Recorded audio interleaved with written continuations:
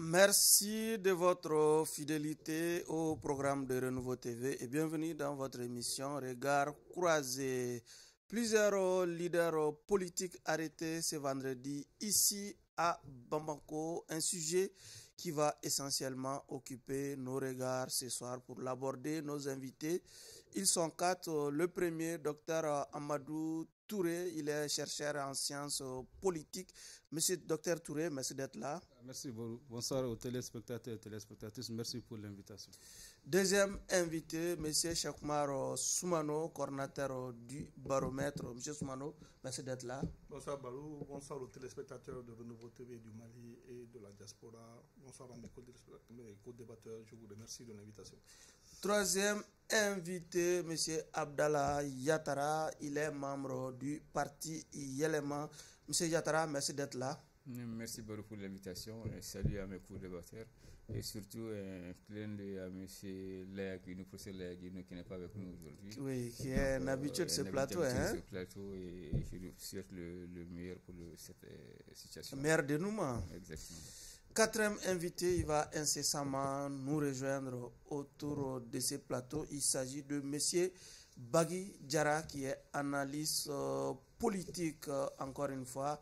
Bienvenue à toutes et à tous. Avant d'ouvrir les débats sur l'arrestation de ces leaders politiques, nous avons appris que Dr Choguel Kokala Maïga insiste et persiste que les propos contenus dans le mémorandum du M5-RP sont tous vrais. Par extrapolation, certains observateurs analysent cette prise de position du Premier ministre Maïga comme étant un désaveu vis-à-vis de la procédure judiciaire ouverte depuis plusieurs semaines contre M. Boubacar Traoré, dit Bouba Traoré, non moins président par intérim du M5-RFP. Il a été arrêté justement pour des faits de publication du dit mémorandum. Réaction, docteur Touré, face à cette sortie du Premier ministre Choguel Kokala Maïga qui endosse, si vous voulez, le contenu de ce mémorandum qui a vu, en tout cas, qui a conduit à l'arrestation du sieur Traoré. S'agissant de ce mémorandum et de la confirmation du docteur Choguel Maïga, ce qu'on peut retenir, c'est que le docteur Choguel Kokala Maïga, en tant que président du comité stratégique du M5, a clairement dit que ce que Boubé avait affirmé, c'est des points qu'au niveau du citoyen lambda, ils reconnaissent un peu la véritabilité et la fiabilité des informations. Maintenant, d'un point de vue large, c'est comme un désaveu.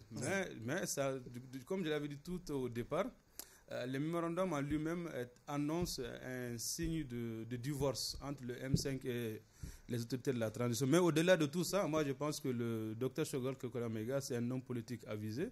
Et il a passé un message pour affirmer que lui, il n'a pas abandonné Boubacar Traoré. Il a même parlé d'Abdelkader aussi. Donc, par rapport à ce dossier qui est dans ce dossier qui est judiciarisé, d'un point de vue des observateurs, c'est que le docteur Choguel Kokala Maïga reste toujours dans la dynamique du M5. Et il a dit clairement qu'il n'a pas abandonné Bouba et Abdelkader, mais qu'ils auraient dû être arrêtés pour leur opinion. Pour leur opinion. Il a dit clairement que le M5 avait prétendu faire des communiqués 11 mois avant, mais il les a dit d'attendre un peu, mais pour dire qu'il a été informé, qu'il endosse. Bon, on peut comprendre cette sortie du docteur Choguel Kokala Maïga comme en tant que premier responsable du M5 RSP. Et au-delà de tout ça, il espère que la situation ou la collaboration avec les autorités de la transition peuvent évoluer vers une très bonne collaboration parce qu'il a dit que les grèves portées par Boubacar Traoré sont réelles. D'accord. Soumano, sans être François Hollande, est-ce qu'un Premier ministre devrait dire ce qu'elle a dit? Bon, vous savez, moi, je m'étais abstenu il y a quelques semaines de pouvoir porter un jugement parce que je disais que toujours sans avoir tous les éléments à sa possession, il n'était pas décéant de pouvoir prendre position. Mais je vois qu'aujourd'hui, les éléments que nous avons, c'est que, en fait, ça peut nous permettre de pouvoir analyser et de voir qu'est-ce qui peut éventuellement être fait. Déjà, c'est bien politiquement, comme il a dit mon prédécesseur, le fait de pouvoir endosser la responsabilité Ça, c'est normal parce qu'on est en politique. Des camarades politiques qui sont en situation difficile. Et donc, leur mentor qui vient à leur secours, qui annonce, ça, c'est déjà un courage politique. Ça, on peut le comprendre d'un point de vue politique. Maintenant, d'un point de vue technique, ça crée, de mon point de vue, un malaise. Un malaise, pourquoi? Parce que vous savez... Institutionnel, hein? Oui, en tout cas, un malaise ça, moi, je plains le président Assimi. Parce que je l'avais dit, la dernière fois, j'ai dit qu'il y avait deux possibilités. C'est qu'on pouvait considérer comme si c'était un incident de parcours et qu'on va passer l'éponge là-dessus en continu. Ou alors, il pouvait prendre une décision en franchissant le Rubicon, notamment en se démettant de son Premier ministre. Mais je crois que la posture que le président Assimi avait adoptée jusque là, c'était de pouvoir véritablement renouveler, en tout cas voir comment la collaboration pouvait continuer. Mais face à cette situation où moi-même qui avais des doutes, qui me disais, mais est-ce qu'aujourd'hui on n'est pas trop vite en train de porter un jugement sur le Premier ministre en disant qu'il peut ne pas être au courant de ça, mais comme il a lui-même clairement été reconnu, et moi je le dis politiquement, ça peut se comprendre, parce que ce sont quand même ces camarades politiques aujourd'hui qui sont dans les difficultés, qui sont entre les mains de la justice, pour des faits que vous avez indiqués. Et maintenant, on va voir quelle décision le président Assimi prendra. Mais ce qui est sûr, à l'évidence, ça crée un malaise. Oui, mais est-ce qu'on peut dire que le judiciaire a pris un coup? Non, pour moi, le judiciaire n'a pas pris un coup. Le judiciaire, moi je l'ai toujours dit, le pouvoir judiciaire est indépendant. Moi je crois formellement à l'indépendance de notre justice. Parce que ce qui est important, aujourd'hui les poursuites se font sur la base des éléments, enfin d'un texte qui a été violé, bien entendu. Donc, si le Premier ministre dit que ses camarades... Qui est de l'exécutif. Voilà, qui est de l'exécutif, oui. De mon point de vue, le principe de la séparation de pouvoir fait qu'il n'y a pas de lien direct entre le Premier ministre et le pouvoir judiciaire. Ça, c'est clair. Surtout que le dossier est en procédure. Sauf que ma question était de savoir, est-ce que cette sortie du PM entraîne si vous voulez, désapprouve la procédure engagée contre... Non, pour moi, la justice est à l'abri des contingences au niveau de l'exécutif. Donc quand il y a un malaise au niveau de l'exécutif, la justice, elle fait son travail, de mon point de vue. Maintenant, ça crée en tous les cas un malaise. Parce que le dossier, en fait, ça peut faire l'objet de beaucoup d'interprétations, mais faisons confiance à notre justice en leur donnant le temps de pouvoir voir clair dans ce dossier-là. Okay. Abdallah Choguel qui prend position fermement pour son camarade Bouba Traoré. Bon, je crois que très honnêtement, je n'ai pas été trop surpris. Parce que moi personnellement, quand on me dit qu'il a atteint au crédit de l'État, je trouve qu'assumer le contenu du mémorandum, c'est une véritable atteinte au crédit de l'État. Pour qui connaît le contenu de ces mémoires, de ces mémorandums, qui fait de Choguel Kokala Maïga pratiquement un Premier ministre sans portefeuille. Et du haut de son poste de Premier ministre, moi je pense que très honnêtement, il devrait avoir un devoir de réserve par rapport à ce qu'il dit sur le lieu public. Il devrait s'abstenir de pouvoir assumer un peu le contenu de ces mémorandums et indirectement de s'attaquer à la justice. Parce qu'il a dit qu'ils sont détenus pour leur opinion. Oui. Ça veut dire que pratiquement la solidarité gouvernementale est volée en éclats par rapport à cette déclaration de Choguel. Moi, jusqu'à présent, je l'ai dit, si c'est pas le gouvernement qui poursuit, demain Choguel va partir, après-demain Choguel va partir. Oui.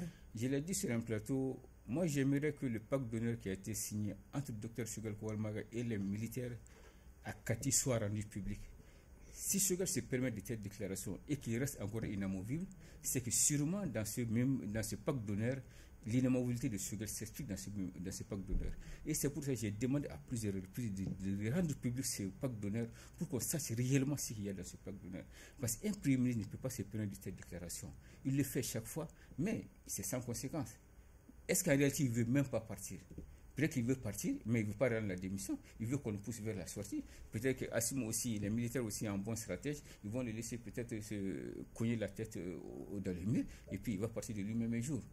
On attend ça. Sinon, très honnêtement, ce n'est pas des déclarations, à mon avis, j'ai dit entre guillemets, dignes d'un Premier ministre et surtout sur les lieux publics. Il doit avoir un devoir de réserve, un droit de réserve par rapport à certaines déclarations. Bagui Diarra, le jour de la fête de Tabaski, on a tous entendu le Premier ministre opiner sur la procédure judiciaire qui vise son camarade Bouba Traoré. Déjà, est-ce que cette posture, lorsqu'on se place du côté de la République, du républicain, est-ce que cela ne pose pas un problème entre le judiciaire et l'exécutif, par exemple? Cette sortie du Premier ministre Choguel Kokala Maïga qui pense que Bouba Traoré a été arrêté pour ses opinions et non autre chose. Oui, merci bien, M. Sidibé. Je crois que son intervention a deux entrées de mon point de vue. Une entrée politique, et laquelle va effectivement ricocher sur la partie judiciaire. Mais je pense, dans le fond, l'intervention du Premier ministre, qui est déjà solennelle, j'ai dit, c'est comme cette expression-là, d'abord à l'adresse effectivement de ses partenaires ou des partenaires militaires, globalement donc des autorités de la transition, même si le PM lui-même fait partie. Mais je pense que cette entrée, de mon point de vue politique, appelle effectivement à une certaine collégialité au sein du sommet de l'État. Parce que son intervention côté politique, si on fait cette lecture, ça démontre que ceux-là qui sont aujourd'hui à charge de la destinée effectivement de notre pays, et qu'il n'y a pas cette collégialité, cette discussion de manière effectivement dans la contradiction, comme lui-même il l'a dit, mais de manière effectivement en se contredisant à aller de l'avant, mais une contradiction constructive de manière à pouvoir donner le mieux selon ce qu'on pense en tant que premier responsable donc qui gère une transition. Cela effectivement a des répercussions sur la partie judiciaire, parce que effectivement lorsqu'il dit qu'ils ont été arrêtés pour leur opinion, mais je pense que cela doit toujours interpeller notre justice. Si cela est fondé, alors à mon avis, je pense qu'il y a encore au niveau de la justice des choses à améliorer de manière à ce qu'on continue d'avoir confiance en elle. Moi, je ne cesserai jamais effectivement de le répéter. Chaque fois qu'il y a des situations dans le pays, on a l'impression que le judiciaire est toujours mêlé effectivement dans la politique et en même temps, et ça fait que le judiciaire est régulièrement donc interpellé. Mais de mon point de vue, le judiciaire, nous devons tous contribuer, je le dis toujours, à commencer donc par les premiers responsables du corps judiciaire, à faire en sorte que ça soit mis à l'abri, que ça soit effectivement, si vous voulez, le chasse gardé de tout le monde, parce que c'est en cela que nous parvenons à asseoir notre démocratie. Donc, à mon avis, cette interpellation dans son intervention, si vous voulez, un clin d'œil donc à la justice, doit, à mon avis, au lieu d'être peut-être prise en mal, mais être pris comme en fait une interrogation à faire et aller vers une solution qui fait que davantage on a confiance en notre justice, parce qu'à mon avis, encore une fois, ça fait partie des fondations d'une démocratie. Nous l'annoncions tantôt, plusieurs leaders de la déclaration du 31 mars ont été arrêtés ce vendredi soir ici à Bamako, alors qu'ils étaient en train de tenir une réunion au domicile d'un des leaders arrêtés. Parmi les personnes arrêtées, plusieurs anciens ministres, dont Maître Mohamed Ali Bachili, qui aurait été finalement libéré compte tenu de son statut d'avocat. Docteur Touré, commentaire sur ces arrestations qu'on a enregistrées à Bamako ce vendredi. S'agissant de ces arrestations, compte tenu de la dynamique actuelle depuis la suspension des activités politiques, était prévisible. Parce que sachant bien que les partis politiques ne resteront pas les bras croisés, mais quant à tenir des réunions clandestines pour but de déstabiliser la transition, là, on ne peut qu'à s'attendre à cela. Mais pour un petit rappel, on peut dire que depuis 1991, les partis politiques sont reconnus au Mali. Pensez-vous que c'était une réunion pour déstabiliser la transition? Bon, parce qu'il y a, comme le dossier est judiciarisé dans la forme et dans le fond, il y a eu beaucoup d'interprétations et les avis divergent. Mais ce qu'on peut retenir en soi, c'est que ce qui a été le hic était la forme, la problématique des participants de la réunion, le timing et le lieu, et des pièces à conviction qui auraient été trouver en possession des responsables. Vous faites mieux de mettre ces informations au conditionnel. Ou qui seraient trouvées avec les parents. Mais ce qu'on peut retenir de cette arrestation, il y a quelques aspects essentiels. C'est-à-dire que l'arrestation en soi est un signe de fermeté et de rigueur de l'État par rapport à l'application stricte de la suspension des activités politiques. Et aussi, cette arrestation a permis aussi aux yeux des Maliens de retenir que les partis politiques n'ont pas de poids. Il n'y a pas d'élan de solidarité qu'on a pu constater par rapport à d'autres arrestations. C'est-à-dire qu'il y a une très faible mobilisation des partisans ou bien des partis affiliés à ces responsables. Et aussi, il y a la difficulté qui existe, et la difficulté de collaboration entre les partis politiques, notamment ceux de cette coalition du 31 mars avec les autorités de la transition. Au-delà de tout, qu'est-ce qu'on peut retenir aussi, c'est que la dynamique actuelle de la scène politique malienne n'est pas inamovible. Elle est toujours évolutive et toujours en constante évolution. Ok. Soumano, sur ces arrestations qu'on a reçues ce vendredi à Bamako. Alors déjà, il faut aller de deux. Moi, je retiens deux principes fondamentaux que je vais appliquer à la situation et je vais tirer des conséquences. Premièrement, nul ne peut se soustraire à la rigueur de la loi. Ça voudrait dire quoi? Quand il y a une interdiction, ou d'ailleurs une conférence de presse a été faite pour donner les tenants des aboutissants et motiver justement l'interdiction, je pense qu'on doit se garder ne serait-ce quelle que soit la volonté d'aller un peu à l'encontre de cette restriction. Déjà, je dirais le Mali, on est en situation d'état d'urgence. Et par excellence, l'état d'urgence, c'est la restriction des libertés individuelles. Il faut que les gens comprennent cela. Donc, seconde chose que je voudrais lever et qui me semble importante, c'est que le dossier est judiciarisé et les garanties de la procédure, les garanties de la défense sont respectées.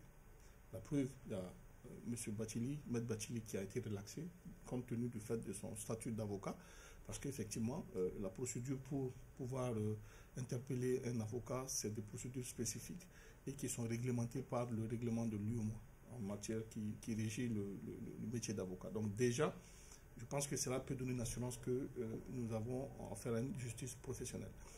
Troisième des choses qu'il faut aussi noter, est-ce que l'activité pour laquelle les mises en cause sont pour le moment devant la justice, est-ce que c'est une activité qui rentre dans le cadre de la panoplie des activités interdites? Et en évidence, je dirais oui, parce que quand on parle d'activité politique par essence, c'est des réunions politiques où on parle de politique, ça a été interdit. Donc pour moi, on va d'abord souhaiter qu'il y ait un dénouement heureux, surtout pour notre cher ami M. Lahagino, qui souvent participe à ces débats et qui apporte vraiment souvent des éclairages. Mais en tous les cas, il faut que les uns et les autres comprennent, comme je l'ai dit, la loi, elle est faite pour tout le monde. Et donc, quand les autorités ont décidé de suspendre des activités, de mon point de vue, en bon républicain, on doit se garder. Par contre, cela ne peut pas nous empêcher de pouvoir donner ses opinions. Comme je l'ai indiqué, aujourd'hui, autour de cette table, on parle, mais c'est des choses qui soient des choses constructives, je veux dire. Donc moi, c'est que j'invite l'ensemble de la classe politique à respecter, je dirais, les consignes. En tout cas, actuellement, la situation est tellement fragile qu'il faudrait éviter d'en rajouter. D'accord. Monsieur Yatara, est-ce qu'on en sait plus sur les véritables motivations de l'arrestation de ces personnes, de ces leaders? Pour le moment, moi, je ne pourrais rien dire en attendant le mandat. Ouais. Le mandat pourrait nous édifier, le mandat de dépôt pourrait nous édifier. C'est pour le moment d'une enquête policière. Exactement, nous sommes au niveau des enquêtes. Et le mandat pourra nous édifier par rapport effectivement aux griefs qui leur sont reposés. Mais par rapport à Ali Bathily, maître Ali Bathily, c'est un avocat effectivement. Et les avocats bénéficient de ce qu'on appelle le privilège de juridiction. Et un avocat ne peut être arrêté qu'après avis consultatif du barreau. Effectivement, il a bénéficié de ces avantages-là, il a été libéré hier. Mais il faut un peu remonter en arrière pour voir l'aboutissement de ces arrestations-là. On a d'abord commencé par suspendre ce qu'on doit aux partis politiques, les subventions des partis politiques, ça a été suspendu. Après, on a dissous le PSDA, on a échoué à dissoudre le parti Sadi, et on a aussi suspendu les activités des partis politiques. Et c'est en droite ligne que, effectivement, hier soir, avant-hier, je crois, et de certains partis, certains responsables politiques du pacte du 31 mars, je crois, ont été interpellés au domicile de Moussaf Diko de Ladema. Ça m'amène à poser réellement la responsabilité de l'État par rapport à la protection des citoyens et par rapport aussi à la garantie des droits et libertés fondamentaux, tels que régis par la loi fondamentale du 22 juillet 2023, par rapport aussi au pacte international des droits et libertés, aussi par rapport à la charte africaine des droits de l'homme. Mais moi, je crois que très honnêtement, à ces niveaux-là, l'État est en train d'aller crescendo par rapport à son objectif, qui, in fine, c'est quoi? C'est de dissoudre les partis politiques. Et est-ce que je me pose la question, est-ce que avoir recouvré Kidal leur permet de prendre en otage la démocratie? Je ne pense pas qu'on doit arriver à ce point-là. La démocratie est irréversible. La liberté de réunion et surtout privée est aussi un droit fondamental qu'on doit respecter. Maintenant, moi j'attends d'avoir le contenu du mandat pour pouvoir me réfléchir aussi et donner aussi mon avis par rapport à leur arrestation. Ok, je dois rectifier qu'un lapsus m'a fait dire que ces personnes ont été arrêtées le vendredi alors que c'était le jeudi. J'attire l'attention sur la réalisation. L'arrestation a eu lieu, les arrestations ont eu lieu ce jeudi et non ce vendredi. Déjà, M. Bagui Diarra, commentaire sur ces arrestations? Vous savez, j'ai imprimé malaise parce que personnellement, moi, j'ai pas vu de. En fait, c'est en recoupant les informations qu'on parle, on entend où on peut arriver à arrestation. Ou souvent, on en arrive effectivement à comprendre que c'est l'agent. Peut-être que vous avez vu une source officielle se prononcer par rapport à ça, mais personnellement, jusqu'ici. Les partis concernés ont produit un communiqué pour confirmer l'information. Exactement. Oui. Exactement. Mais pour moi, oui. Ça dit que la plateforme sort pour dire. Effectivement, nous donner des éléments, et ils ont été arrêtés, qui vont saisir le barreau et tout ça, ainsi de suite. Ça, c'est la seule information venant de là-bas. Pour moi, je ne la considère pas comme une source officielle, en fait. Une source officielle, si elles sont arrêtées, ces personnes-là, c'est que derrière, il y a une autorité qui est là, de mon point de vue. Et donc, c'est extrêmement important parce qu'on a comme l'impression que maintenant, pour avoir de l'information, il faut quoi? Il faut aller sur les réseaux sociaux, recouper les choses et revenir. Pour moi, il y a un malaise, je le dis toujours, dans la communication par rapport à des situations aussi importantes comme celle-là. Ce que je veux mettre, là où je veux mettre un peu le doigt, je pense que cette transition, à mon avis, nous avons besoin pour la réussir, à mon avis, en bon terme, d'avoir une stabilité politique. Et déjà, la suspension des activités des partis politiques et des associations à caractère politique, avec ce qui se fait de l'interprétation en fait de la loi et des droits ici chez nous, je pense que ça pose un véritable problème pour l'application des dites lois et je vais dire voilà, et droits. Non, ça dit que je dis loi et droit. Ouais. Voilà. Et donc, c'est un véritable malaise quand j'analyse ou quand je veux intervenir parce que ça donne sujet à beaucoup plus de manipulation. Et donc, dans une situation d'exception, je pense que ça ne sert ni les autorités ni les populations parce que nous avons besoin d'avoir de la transparence et de l'exemplarité autour de tout ce que fait un gouvernement de transition. Mais j'ai comme l'impression que ça, nous continuons de tarder et de pécher en fait sur ce point-là. Et donc, ce point que je vais mettre, et j'insisterai dessus, à mon avis, et cette arrestation, comme on l'a entendu, il y a beaucoup de choses qui sont autour que moi je ne comprends pas. Est-ce que c'est véritablement parce qu'il y avait une réunion politique ou une réunion clandestine ou une réunion privée? Parce qu'à mon avis, il y a une distinction entre ces trois-là. Et est-ce qu'on aurait eu des informations autres que ça? Est-ce que les personnes étaient sur écoute? Est-ce qu'elles étaient surveillées? Est-ce que, autre chose que je vais dire, les autres éléments de la plateforme, bon, peut-être qu'on a pris ceux qui étaient là et d'autres allaient venir, peut-être d'autres ont eu d'autres informations et tout ça. Dans tous les cas, je pense sincèrement que nous devons travailler et en premier ressort, les autorités à soigner deux choses. La stabilité politique et un dialogue sociopolitique structuré contribuant aux populations et à tous les citoyens de savoir où est-ce qu'on est en train d'aller et quelles sont les implications possibles. Je pense que donc vous pensez que ces arrestations ne contribuent pas à aboutir à ce que vous appelez le dialogue et la paix? pour moi, ça ne contribue pas tant qu'on n'a pas une version officielle des raisons pour lesquelles ces personnes seraient arrêtées. Parce que si réellement il s'avère, c'est vrai que la chose est judiciarisée encore une fois en recoupant les sources, mais s'il s'avère que les griefs effectivement retenus contre eux ne contribuent pas à la stabilité effectivement du pays et de la transition, mais convenez avec moi que tous les contribuables, en fait toutes les populations, les gens vont rester derrière leur autorité. Mais si nous constatons effectivement que ces griefs-là sont de nature effectivement à aller dans les restrictions et à créer en fait une situation davantage tendue où il faut avoir un rapport de force, parce que si le barreau, maître n'était pas du barreau, une telle organisation, il n'allait pas se tirer d'affaire comme on vient d'avoir. Ça veut dire que ce rapport de force devient toujours ces moyens. Sauf que ce n'est pas un rapport de certains droits, hein? Non, mais c'est ce que lié à son statut. L'organisation a un pouvoir. Lorsque vous parlez des rapports de force, il ne s'agit pas des rapports de force. Non, il y a un rapport de force, je m'explique. Pourquoi je l'appelle rapport de force? Parce que maître appartient effectivement à une organisation qui a ses règles et ses protections dans un État. Et c'est ce qui lui donne force effectivement à pouvoir se tirer d'affaire, même si lui et d'autres se retrouvent dans une même situation. Et donc, face à la loi, ça devient une force effectivement qui le protège. Et donc, pour moi, je veux dire que quand on est dans une situation d'exception, et je ne cesserai jamais d'insister, l'interprétation de la loi et des droits selon la position qu'on occupe ne favorise pas à asseoir la confiance entre les gens et ça devient problématique. D'accord. Docteur, comment vous voyez le dénouement de cette nouvelle affaire finalement? Bon, c'est très difficile parce que qu'est-ce qu'on constate? Il y a une faible mobilisation, l'inexistence d'un élan de solidarité aux yeux des populations du Stade Mlanda. C'est comme une situation tout à fait normale parce que tout simplement les partis politiques n'en bénéficiaient pas du soutien de la population.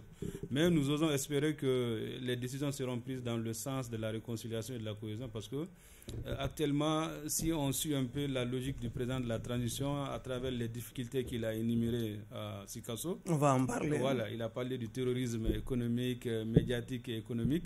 Donc vraiment, on n'a pas besoin d'autres sources d'instabilité. Mais force reste à la loi, parce que ce que moi je ne peux pas comprendre, c'est que l'interdiction est là, donc on attend que les dénouements heureux, parce que c'est des chefs de famille, des responsables des partis politiques qui, à ce jour, n'ont que leur jeu à pleurer. Donc vous plaidez pour leur libération? Bon, compte tenu, parce que je ne peux pas aller au-delà de la loi, le dossier est déjà judiciarisé, mais j'ai dit à ce jour, ils n'en bénéficient pas de soutien populaire, comme c'était le cas pour d'autres situations pareilles. Donc ils n'ont que leurs yeux à pleurer. Parce qu'en réalité... Non, vous êtes chercheur, hein? On est en train de chercher à connaître votre regard scientifique sur le dossier. Quelles sont les hypothèses plausibles? Les hypothèses possibles, c'est-à-dire qu'on les relâche, ce serait mieux. Parce que actuellement, on n'a pas besoin de d'autres sources d'instabilité. Parce qu'il faut aller vers le dialogue, l'ouverture politique, et ensemble que les Maliens de tous bords puissent discuter. Parce que cette arrestation, moi, à mon avis, ne montre que la difficulté et la nature de collaboration entre les autorités et les partis politiques, qui, à mon avis, a commencé depuis la suspension des activités des partis politiques, qui continue toujours. Soumano, quel regard en termes de dénouement de ce dossier? Bon, vous savez, moi, je suis très légaliste. Et légaliste, je veux dire, à ce stade, nous ne pouvons plaider que les trois principes qui vaillent maintenant puissent être garantis. Je sais que ça sera le cas, Inch'Allah. Premièrement, le principe de la présomption d'innocence. Ça, c'est un principe qu'on n'invente pas, qui est là. Et je pense que tout le temps au Mali, la justice essaye de respecter ce principe-là autant que faire se peut. Donc, présomption d'innocence, déjà. Deuxième chose, c'est les garanties de la procédure, notamment la commission d'office pour ceux qui n'auront pas peut-être d'avocat, que l'État leur mette à disposition d'un avocat. Et on a vu toujours, je l'ai indiqué tout à l'heure dans mon propos initial, il y a eu cette garantie de procédure par rapport à Batili qui déjà a bénéficié de la mesure de l'acte compte tenu de son statut. Et troisième et dernier principe, c'est qu'il faudrait que les mises en cause eux-mêmes se disent que l'indépendance de la justice qui va garantir aussi leur, de mon point de vue, il faut qu'eux-mêmes y croient en ça. Parce qu'il ne faut pas qu'ils pensent que c'est des procès politiques. Pour moi, c'est là où le débat sera biaisé. Donc c'est vraiment, au regard de tout ça, moi j'appelle à un dénouement heureux, à la clémence justement pour ces chefs de famille, non seulement de la part des autorités judiciaires. Et je sais que le travail sera fait dans le sens du professionnalisme, évidemment. Donc, et pour ce faire, j'en appelle à la clémence aussi, que les uns et les autres tirent des enseignements. Parce que comme j'ai indiqué, on n'a pas besoin d'aller dans un autre bras de fer.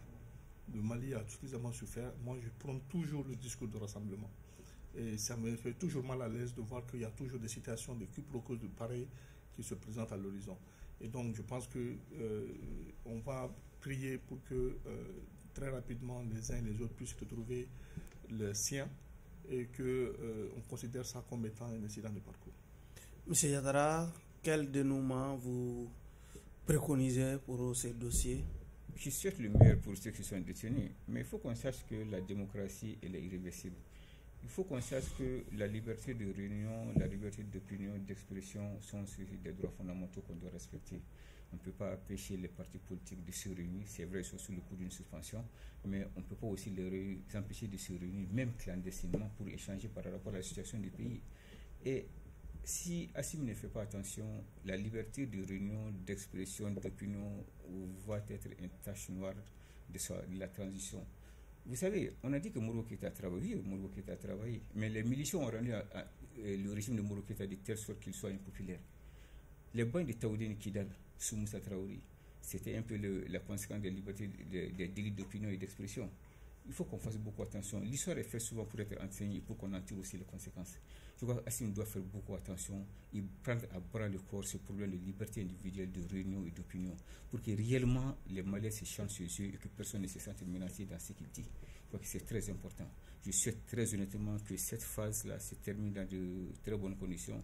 Peut-être, je souhaite, le procureur a l'opportunité de poursuivre, seulement que le judiciaire soit judiciarisé. Quand le dossier tombera entre les mains du procureur, je souhaite très honnêtement qu'il déclare un non-lieu pour ceux qui sont arrêtés.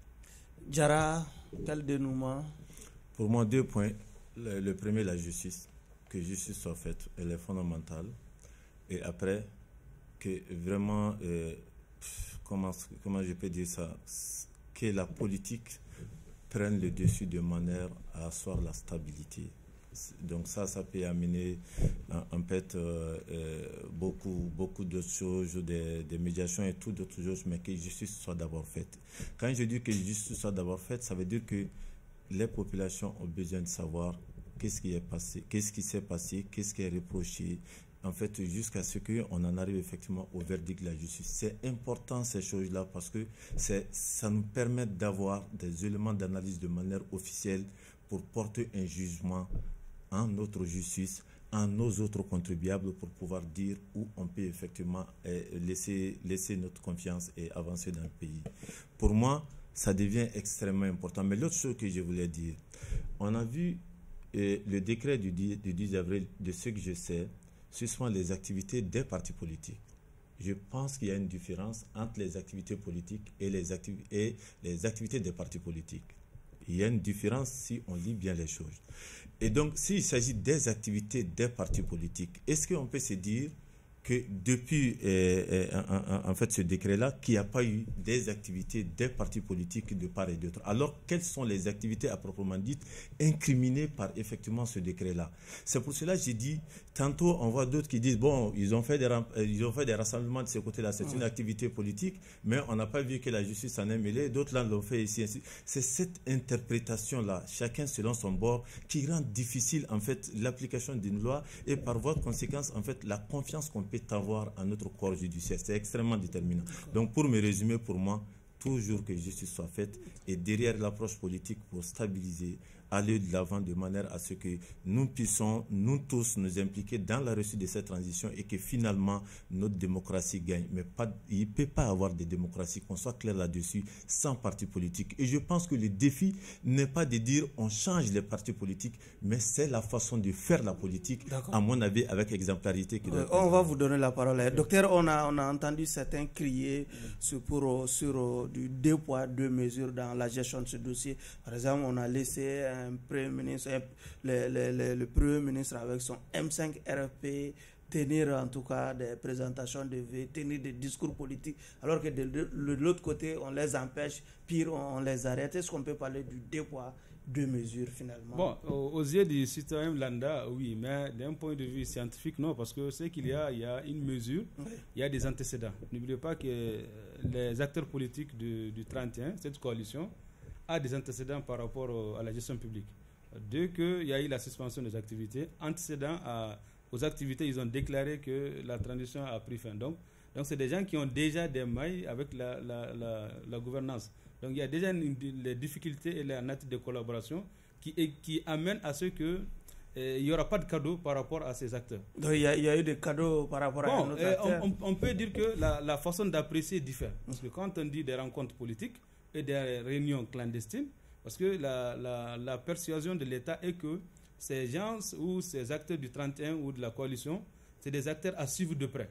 Parce que leur action a tendance à déstabiliser ou à être de nature contre les intérêts de la transition. Mais au-delà de tout ce qu'il faut retenir, qu'en matière de politique, il n'est pas du tout acceptable d'accepter les menaces.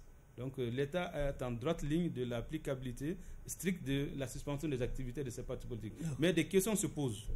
Pourquoi il y a eu la réunion, la nature et la configuration des acteurs. Donc c'est ce qui amène à faire intervenir l'autorité. Mais par rapport à d'autres activités où on pense que des réunions ou des présentations de vœux, l'appréciation peut être différente. Mais ce qu'il faut retenir, au-delà des divergences, au-delà des interprétations qu'on mette balle à terre, parce qu'en réalité, le Mali, à ce jour, a beaucoup de difficultés.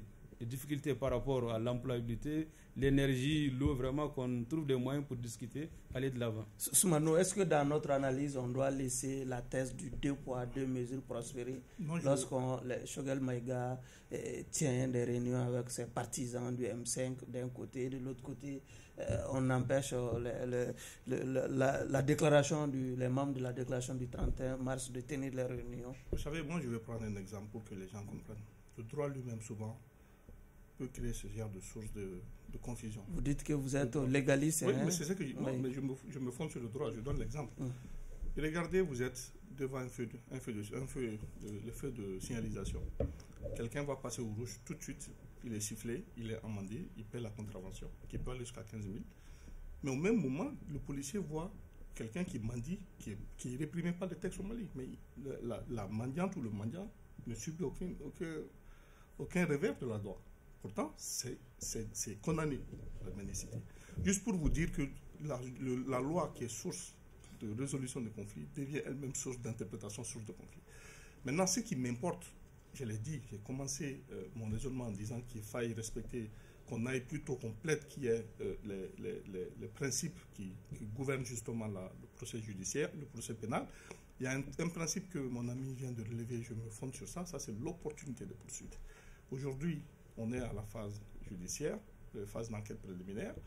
C'est sûr que le dossier sera transmis à un procureur, éventuellement à un juge d'instruction. Les deux ont la possibilité de voir l'opportunité. Donc, ils regarderont est-ce que, en continuant la poursuite, notamment le procureur, est-ce que cela vaille la peine. Mais ce que je veux dire, encore une fois, il ne faut pas qu'on essaie toujours de trouver le chevet, le poids au niveau de la tête. Il faut qu'on essaye de positiver les choses. Moi, ce que j'ai dit, lui, il était en train de faire la distinction entre réunion, activité des partis politiques et activité politique. De mon point de vue, pour moi, ça veut dire la même chose. Maintenant, c'est au juge, c'est au procureur de pouvoir mettre le contenu, de dire est-ce que véritablement ce qu'on leur reproche, est-ce que ça rentre dans le cadre d'une des interdictions. Mais en tous les cas, moi, je l'ai dit, je prends le rassemblement, je prends la clémence. On souhaitera que les uns et les autres puissent très rapidement retrouver les siens. D'accord.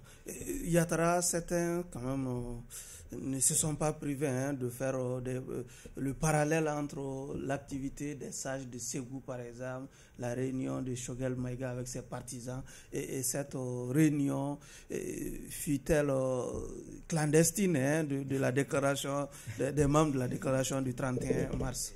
Effectivement, c'est le cas de 2 poids 2 mesures. Et effectivement, Choguel, vous pensez que ça c'est constant, le 2 poids 2 mesures est constant? Je vais donner 2 exemples. C'est le cas de Choguel par rapport au stade de Ségou, ici par rapport aux partis politiques. Parce que tout simplement, les partis politiques, à mon avis, bénéficient d'un préjugé défavorable. Et comme l'a dit Albert Einstein, il est plus facile de dématérialiser un atome qu'un préjugé. Il suffit que les partis politiques fassent une petite chose pour qu'on puisse l'extrapoler au sommet. Deuxièmement, 2 poids 2 mesures aussi par rapport aussi à la justice. Je donne le cas d'Amadoumba, interpellé le mercredi, le vendredi, sa première audition sur le fond est faite, le lundi il est libéré. Combien de prisonniers dans ces pays-là? Combien de gens sous mandat de dépôt, 2 ans, 3 ans, ils n'ont même pas été appelés pour... Vous reconnaissez que la forme a été respectée? La forme a été respectée, mais justement, tout le monde est égal devant la loi. Qu'on traite les dossiers par ordre d'arrivée. Moi, je suis pas. Mais quelqu'un rentre le mercredi, il sort le lundi, d'autres sont là-bas. Il y avait une urgence quand même. Non. Oui, on peut évoquer ça. On peut évoquer ça. Oui. Mais la liberté est pareille pour tout le monde. Chacun bénéficie de la liberté, chacun a besoin de la liberté. D'autres sont là 2 ans, 3 ans, même 4 ans, même notre pré-audition sur le fond n'a pas été fait. Mais lui, il rentre mercredi, il sort le lundi. Et avec toutes les procédures qui sont respectées, première audition pour le fond, qui est le préalable à la liberté, au dépôt de la liberté provisoire et qui le juge d'instruction effectivement a accordé la liberté provisoire, je crois qu'il va falloir qu'on revoie ça un peu. Les citoyens lambda, c'est ça, un peu frustrés par rapport à ça. Il faut que tout le monde soit, et tous les citoyens doivent être égaux devant la loi et devant la justice aussi. D'accord. Lorsqu'on observe la scène publique, on peut dire qu'il y a du 2 poids, 2 mesures dans la gestion de la suspension des activités des politiques. Si je me prononce sur les cas spécifiques que vous avez dit avant de généraliser tout à l'heure, le cas spécifique c'était Choguel, l'intervention de Choguel par rapport à ça. J'ai dit pour Choguel, on a vu que tout était public.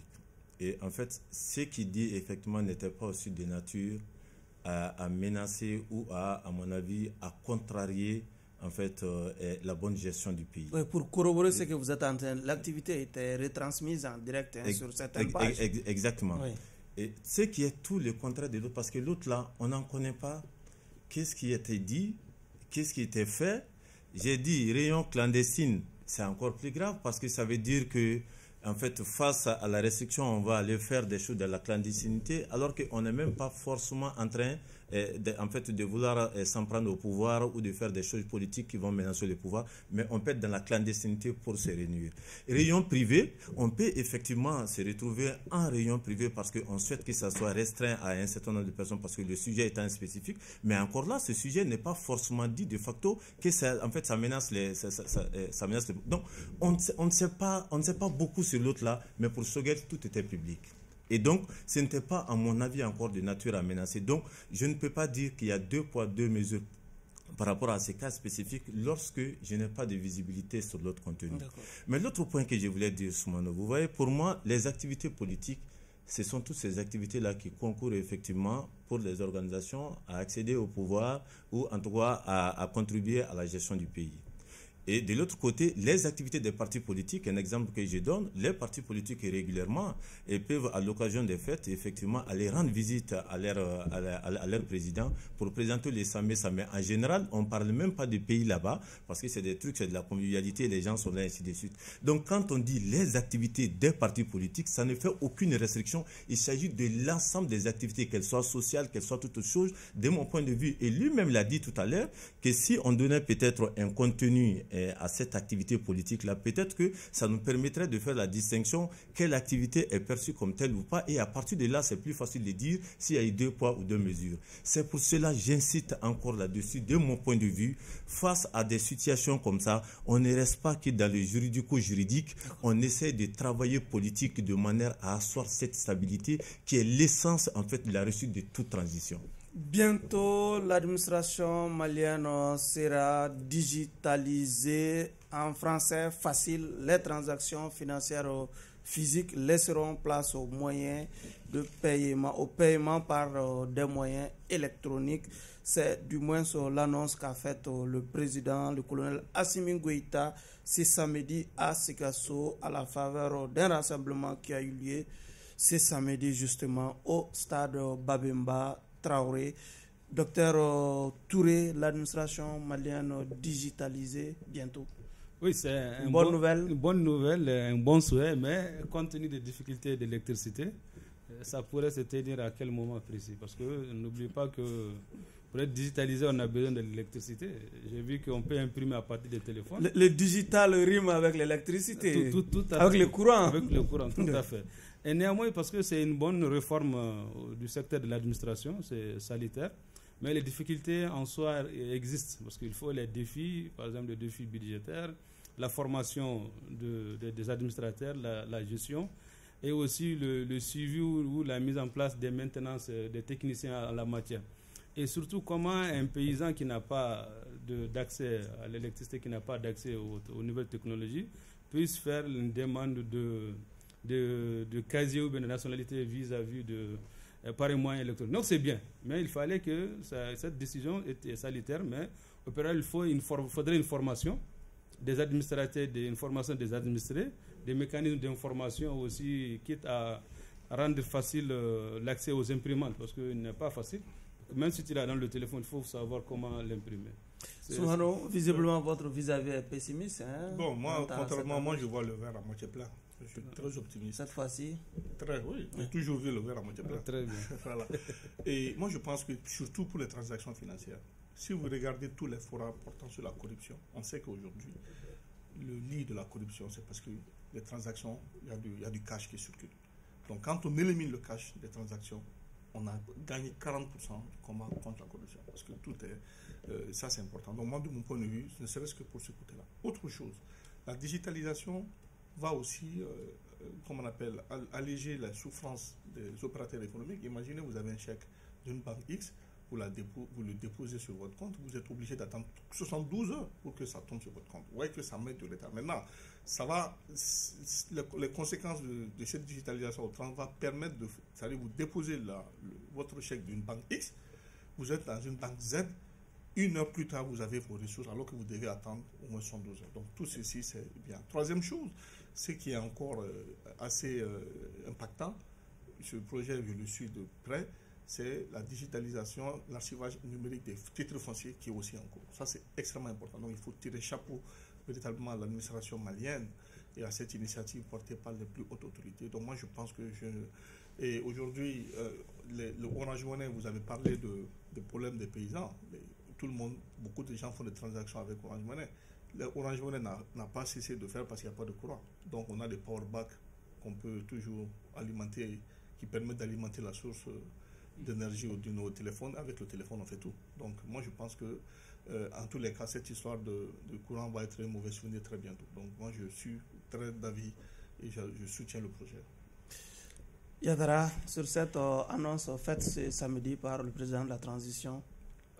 Oui, si ça peut se concrétiser, il n'y a pas de souci par rapport à ça. Par rapport aux services des recettes comme les impôts, la douane, ça pourra mieux sécuriser les recettes et augmenter même les ressources de l'État. Par rapport aux collectivités, moi, j'ai souvenance que avant la dissolution du Conseil de la communication, effectivement, nous avons proposé la digitalisation des paiements des taxes municipales, mais les conditions n'étaient pas trop favorables. Les ressources de la mairie ne pouvaient pas payer effectivement la digitalisation parce que le promoteur en fait demandait les 30% des recettes. Donc, voyez-vous, ça ne pouvait pas. Mais même si c'est pas ça, en réalité, ceux qui sont sur le terrain, les agents de recouvrement, ne voient pas d'un très bon œil la digitalisation des recettes. Ça a été dit par le président de la transition lui-même. Ça va poser beaucoup de problèmes. Et le Mali est très fort dans le contournement de ces systèmes-là. Et pour l'archivage, par exemple, électronique, effectivement, moi-même, en tant que consultant formateur, j'ai eu à faire une formation sur l'archivage électronique. Effectivement, au niveau de la douane et au niveau de certains services du ministère du Développement social, c'est une très bonne chose, l'archivage. Mais par exemple, au niveau des collectivités, ça permet à une personne d'avoir une seule identité. Souvent, on trouve que des gens ont 2, 3 actes de naissance, 4 actes de souvent de besoin.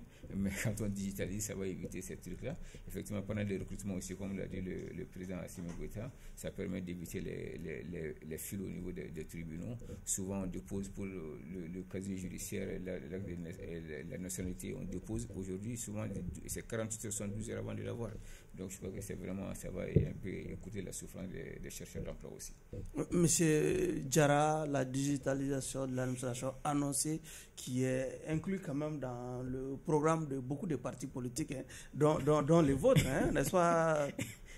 Oui, c'est non, pour citoyen lambda, pas pour le parti politique. Voir que l'administration se modernise, c'est le but de tout citoyen lambda. On pense dans ce sens plutôt que dans le sens politique. Quoi. Une bonne nouvelle pour certains, une mauvaise nouvelle pour d'autres, comme l'a insinué le président de la transition ce samedi. Non, disons que globalement, la digitalisation à tout point de vue, même au-delà de l'administration, aide beaucoup plus à l'efficacité, à la pertinence en fait de ce qui se fait. Mais il y a 2 gros préalables. Et sans ça, parce que n'oublions pas nos ordinateurs, nos téléphones, c'est nous qui sommes derrière là, ça fait ce que nous demandons. Ça pose d'abord la question de la qualité des hommes et des procédures. Tant que le choix des hommes et tant que les procédures ne sont pas aussi pertinentes et claires, vous avez beau digitaliser, en fait, derrière, vous serez très inefficace. Vous aurez mis beaucoup de ressources. Vous aurez mis beaucoup à la touche et mettre encore des ressources là-bas pour pouvoir les récupérer. Parce que quand ça vient, ça veut dire qu'il y a beaucoup qui travaillent là, mais qui peuvent être récupérés ailleurs. Oui. Mais il y a de l'efficacité. En réalité, je vais mettre le doigt sur 2 points pour qu'on évite, même dans nos partis politiques et pour le président, qu'on évite les effets de mode en réalité.